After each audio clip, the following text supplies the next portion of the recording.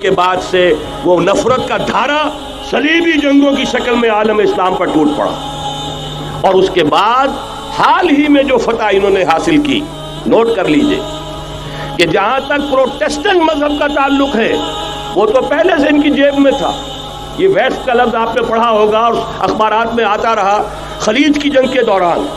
Waste ایک تو کہتے ہیں یہ بھیڑ جو کاٹ جاتی ہے، منہ سوج جاتا ہے، ایک ویسٹ مخفف ہے، وائٹ اینگلو سیکسن پروٹیسٹنٹس۔ سب سے پہلے یہود نے انہیں شکار کیا، اپنا اعلی کار بنایا۔ یہی وجہ ہے، آپ کو معلوم ہے 1917 میں انگریزوں کے ذریعے سے انہیں یہ اجازت ملی کہ فلسطین میں زمینیں بھی خرید سکتے ہیں، جائیدادیں بھی خرید سکتے ہیں۔ بالفور ڈیکلریشن، انگلستان کا وزیر خارجہ تھا جس نے کہ یہ اجازت دلوائی ہے، ورنہ یہ کہ خلافت عثمانیہ جب تک قائم رہی ہے، خلیفہ عثمانی ترک خلیفہ نے اجازت نہیں دی، اس لیے کہ حضرت عمر رضی اللہ تعالیٰ عنہ نے، یہ بھی اب تاریخ کی ایک حقیقت بیان کر رہا ہوں جو شاید بہت سے حضرات کے علم میں نہ ہو، کہ جب یروشلم کے عیسائیوں نے سرنڈر کیا ہے یروشلم، حضرت عمر آئے ہیں، تشریف لائے ہیں مدینہ منورہ سے چارج لینے کے لیے، اس وقت جو ٹریٹی لکھی گئی ہے، جو معاہدہ ہوا ہے، اس میں وہاں کے یہودیوں نے، یہاں کے عیسائیوں نے طے کرایا تھا کہ یہاں آپ یہودیوں کو آباد ہونے کی اجازت نہیں دیں گے۔ یہودی آ سکتا ہے، زیارت کر سکتا ہے، اپنے مقامات مقدسہ کو آ کر دیکھ سکتا ہے، یہاں آباد نہیں ہو سکتا۔ اور یہ کون شرط رکھ رہا ہے؟ عیسائی۔ اس وقت تک عیسائیوں کی دشمنی یہودیوں کے ساتھ اس درجے میں تھی، اور یہی حضرت عمر رضی اللہ تعالیٰ عنہ کی وہ شرط تھی کہ سلاطین عثمانیہ، خلفاء عثمانیہ نے بھی، حالانکہ یہودیوں نے بڑی سے بڑی رشوت دینے کی کوشش کی ہے، سلطان عبدالحمید خان کو یوں سمجھیے کہ سیم و زر سے خریدنے کی کوشش کی ہے، لیکن اس کے باوجود ان کا کہ جو فیصلہ حضرت عمر کر گئے تھے، جو کمٹمنٹ رضی اللہ تعالیٰ عنہ ان کی ہے، میں اس سے سر منہ انحراف نہیں کر سکتا۔ اصل میں اسی کی تو سزا ہے جو فری میسنری کے ذریعے سے خلافت کا خاتمہ کرایا گیا، کہ یہی سب سے بڑی رکاوٹ ہے۔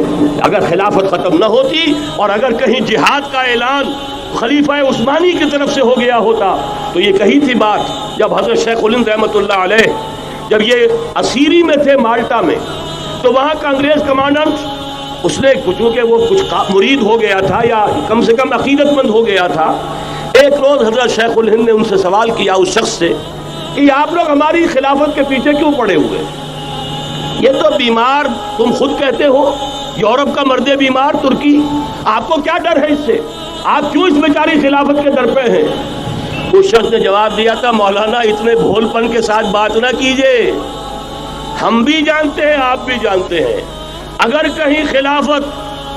کہیں خلافت عثمانیہ کی طرف سے جہاد کا اعلان ہو گیا تو پورے عالم اسلام سے لاکھوں مسلمان اپنے سروں سے کفن باندھ کر نکل آئیں گے۔ آج اس گئے گزرے دور میں بھی اس کمزور اور یوں سمجھیے کہ نام نہاد خلافت کے اندر اتنی جان ہے، اتنی طاقت، لہذا اس کو ختم کیا گیا، اور ختم کرایا گیا کن کے ذریعے سے؟ وہ جو مسلمان کہلاتے ہیں تھے فری میسن، مصطفیٰ کمال پاشا فری میسن، اور اس کے ذریعے سے انہوں نے سارے کام جو کروائے وہ در حقیقت اپنے سازشوں کے ذریعے سے اور مسلمانوں کو استعمال کر کے کروائے۔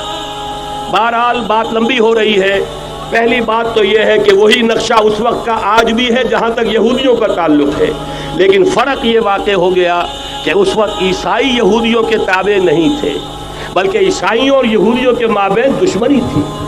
آج یہودی عیسائیوں پر مسلط ہو چکا ہے، فرنگ کی رگے جاں پنجے یہود میں ہے، اور آج کے فرنگ کا لیڈر امریکہ ہے۔ امریکہ کا صدر یوں سمجھیے کہ وہ ان یہودیوں کا غلام ہے، مجال نہیں کہ ان کی مرضی سے ادھر سے ادھر ہو جائے، اور اگر کوئی غلطی سے ادھر سے ادھر ہو جائے تو اس کا پتہ چاک ہو جائے گا۔ آپ دیکھیے کیا حشر ہوا ہے بش کا، حالانکہ بہت بڑا ہیرو بن کر نکلا تھا گلف وار سے، لیکن ذرا سا ایک بیان دے دیا تھا کہ جو اسرائیل کو پسند نہیں آیا، تو جو الیکشن میں چاروں شانے چت ہوا ہے اس کا جو حشر ہوا ہے وہ دیکھ لیجیے۔ تو پہلی بات تو یہ سمجھ لیجئے کہ آج بھی یہودی، یہ نیو ورلڈ آرڈر ہے، نیو ورلڈ آرڈر، اور اس میں عیسائی دنیا اس کی اعلی کار ہے۔ اب صورتحال کیا ہے؟ عیسائی دنیا، میں ایک بات بتا رہا تھا بیچ میں رہ گئی، کہ جہاں تک پروٹیسٹنٹ عیسائی تھے وہ تو پہلے ان کے ہاتھ میں تھے، حال ہی میں انہوں نے جو فتح حاصل کی ہے وہ کیتھولک عیسائیت کو بھی اپنے ہاتھ میں لے لیا ہے۔ چنانچہ پوپ صاحب نے فرمان جاری کر دیا ہے کہ ہمارے خداوند یسوع مسیح کے قتل کی ذمہ داری ان یہودیوں پر نہیں ہے، بری کر دیے گئے۔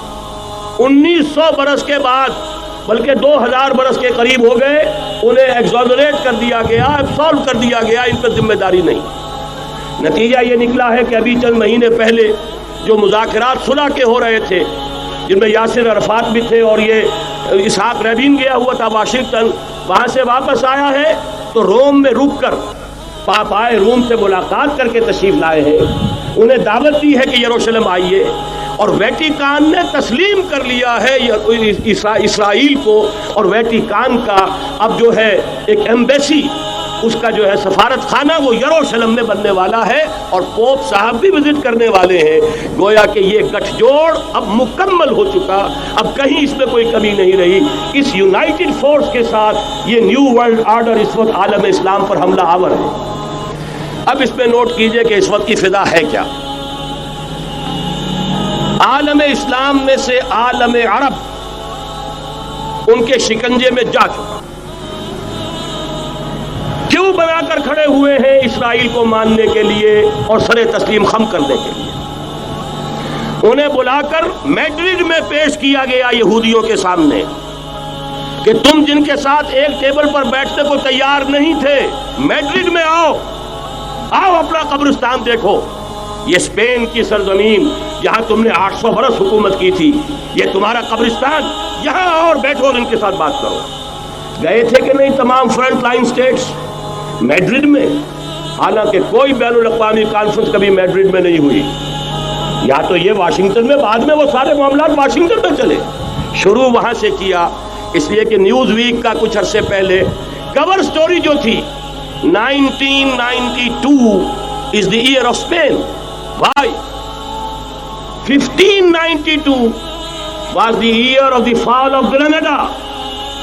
1492 میں 1492 میں غرناطہ کا سقوط ہوا، اور پورے آئیبیرین پیننسولا سے ایک ایک مسلمان بچہ نکال کر ختم کر دیا گیا، یا زندہ جلا دیے گئے، یا تہہ تیغ کر دیے گئے، یا جہازوں میں بھر بھر کر۔ اور آپ کو معلوم ہے میڈیٹرینین کی حیثیت کیا ہے، خلیج ہے، ایک معمولی سی خلیج، ادھر سے اسپین کا ساحل قریب آ جاتا ہے، اسپین کے ساحل سے جہازوں میں بھرا اور نارتھ افریقہ کے ساحل کے اوپر پھینک کر آ گئے۔ پورے ہسپانیہ میں جہاں 800 برس مسلمان کی حکومت رہی، ایک بچہ بھی مسلمان نام کا موجود رہا۔ یہ تھا 1492، اور اب آیا تھا 1992۔ 1992 is the year of Spain۔ اسی لیے ورلڈ اولمپکس رکھے گئے، وہاں دلہن کی طرح سجایا گیا ہسپانیہ کو، اور بلایا گیا، طلب کیا گیا، سمن کیا گیا تمام دول عرب کو، آؤ یہاں بیٹھو، اور یہاں بیٹھ کر اپنے ان یہودی دشمنوں کے ساتھ مصالحت کی بات شروع کرو۔ بہرحال نوٹ کر لیجئے، عالم عرب جا چکا۔ کوئی دن کی بات ہے، میں سنسنی پیدا نہیں کرنا چاہتا، لیکن حالات اور واقعات سے نگاہیں بند کرنا بھی کوئی دانش مندی کی بات نہیں ہے۔ یہ ایودھیا کی مسجد شہید کی گئی، ابھی یہ ایک بہت بڑا مزار جو ہے شہید کیا گیا، اور اس کے ساتھ کئی مسجدیں شہید کی گئی۔ یہ سب کیا ہے؟ یہ مسلمانوں کی نفس دیکھی جا رہی ہے کہ کوئی غیرت اور حمیت نام کی کوئی شے باقی ہے۔ جیسے علامہ اقبال نے وہ نظم لکھی تھی، عبد القادر روہیلا بڑا ظالم جفاجو کینہ پرور تھا، لیکن یہ کہ اس نے جو ایک ٹیسٹ لیا تھا کہ وہ جو عورتیں ہیں تیموری خاندان کی، ان میں کوئی رمق رہ گئی ہے؟ معلوم ہوا کہ نہیں، کہ غیرت نام تھا جس کا گئی تیمور کے گھر سے، ختم، غیرت نکل گئی۔ اسی طرح ایودھیا کی مسجد، اب چرار شریف، اور یہ کوئی دن کی بات ہے کہ اب مسجد اقصیٰ کا نمبر آیا کہ آیا، اس کے لیے پوری تیاریاں ہو چکی ہیں۔ یروشلم کا مشرقی حصہ خالی کرایا جا چکا ہے، اس کے اندر اب پورا تسلط یہودی کر رہے ہیں، یہاں تک کہ اب کے یاسر عرفات صاحب نے بھی کچھ نہ کچھ جو ہے احتجاج کی بات کی ہے، حالانکہ اب تک ہر بات مان کر منقار زیر پر تھا، لیکن یہ کہ ایک وقت آتا ہے آخر کار اسے بھی کچھ بولنا پڑ گیا ہے۔ لیکن یہودی اب پیچھے قدم ہٹانے والا نہیں ہے۔ ان کا تھرڈ ٹیمپل تیسری مرتبہ ہیکل سلیمانی تعمیر ہونا ہے. نوٹ کر لیجئے، ان کے لیے وہ وہی کچھ ہے جو ہمارے لیے کعبہ ہے. ان کے لیے ہیکل سلیمانی بالکل وہی حیثیت رکھتا ہے جو ہمارے لیے کعبہ. وہ ہیکل سلیمانی ایک مرتبہ پہلے نبوکدنضر کے ہاتھوں مسمار ہوا، پھر سن 70 عیسوی میں ٹائٹس کے ہاتھوں مسمار ہوا. سن 70 کے بعد آج 1995 میں کتنے برس ہو گئے؟ پورے 1925 برس ہو گئے کہ ان کا کعبہ زمین بوس پڑا ہوا ہے. اب تک تو ان کا بس نہیں تھا، اب تو بس ہے کہ نہیں؟ اب ان کی حکومت ہے کہ نہیں؟ اب شاہ حسن ہو چاہے شاہ حسین، ان کے نوکر اور چاکر ہیں یا نہیں؟ اب انہیں ڈر کس کا ہے؟ لہذا کوئی دن کی بات ہے مسجد اقصی شہید ہوگی اور ٹیمپل کی تعمیر شروع ہوگی. یہ تو بہرحال ایک نقشہ ہے. اگلا نقشہ آپ کو بتانا چاہتا ہوں، ایک دوسری تصویر ہے. یہ تصویر ہے زمینی، ایک تصویر ہے آسمانی. وَمَكَرُوا وَمَكَرَ اللَّهُ وَاللَّهُ خَيْرُ الْمَاكِرِينَ. انہوں نے اپنی سی تدبیریں کی، اللہ نے اپنی تدبیر کی، اور ظاہر بات ہے اللہ کی تدبیر سے بہتر تدبیر کس کی ہوگی؟ چنانچہ یہودیوں کی سازشیں اس وقت بھی ناکام ہوئی تھی یا نہیں؟ ظاہر بات ہے جاء الحق وزهق الباطل ان الباطل كان زهوقا. لہذا یہ آیتیں دونوں اعلان کر رہی ہیں کہ یہودیوں کی سازشیں بالآخر ناکام ہوں گی اور دین حق کا بول بالا ہو کر رہے گا. یہ تو ان آیتوں سے ظاہر ہے. یریدون لیطفئوا نور اللہ بافواہہم واللہ متم نورہ ولو کرہ الکافرون. یریدون ان یطفئوا نور اللہ بافواہہم ویابی اللہ الا یتم نورہ ولو کرہ الکافرون. هو الذی ارسل رسولہ بالہدی ودین الحق لیظہرہ علی الدین کلہ ولو کرہ المشرکون. اللہ نے تو بھیجا ہی ہے اپنے رسول کو اس فیصلے کے ساتھ اور یہ ذمہ داری اور مشن دے کر کہ جو دین حق آپ کو دے کر بھیجا جا رہا ہے اسے غالب کیجئے، نافذ کیجئے، قائم کیجئے. اس مشن کے ساتھ بھیجا جا رہا ہے اور وہ بہرحال آیا جاء الحق وزهق الباطل ان الباطل كان زهوقا. لیکن نوٹ کرنے کی بات یہ ہے، ذرا یہاں تھوڑا سا تحمل کے ساتھ غور کیجئے گا، کہیں میرے خلاف کوئی فتویٰ دینا شروع کر دیں. کیا حضور کا مقصد بعثت اس وقت مکمل ہو گیا تھا؟ ایک درجے میں ہو گیا کہ جزیرہ نماء عرب پر اللہ کے نور کا بھی اتمام ہو گیا، اللہ کا دین بھی غالب ہو گیا. ہو گیا کہ نہیں ہو گیا؟ لیکن کیا محمد الرسول اللہ صرف عرب کے لیے بھیجے گئے تھے؟ قرآن کہتا ہے ببانگ دول وما ارسلناک الا کافۃ للناس بشیرا ونذیرا. اے محمد صلی اللہ علیہ وسلم، ہم نے نہیں بھیجا ہے آپ کو مگر پوری نوع انسانی کے لیے بشیر اور نذیر بنا کر.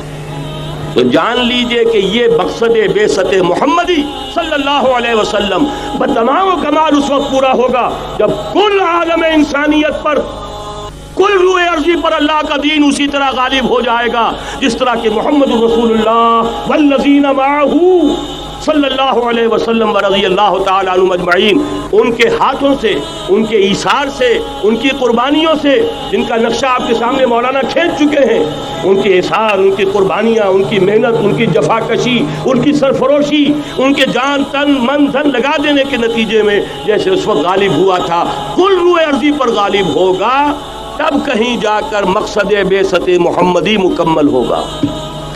یہی وجہ ہے اقبال نے کہا تھا وقت فرصت ہے کہاں، کام ابھی باقی ہے، نور توحید کا اتمام ابھی باقی ہے.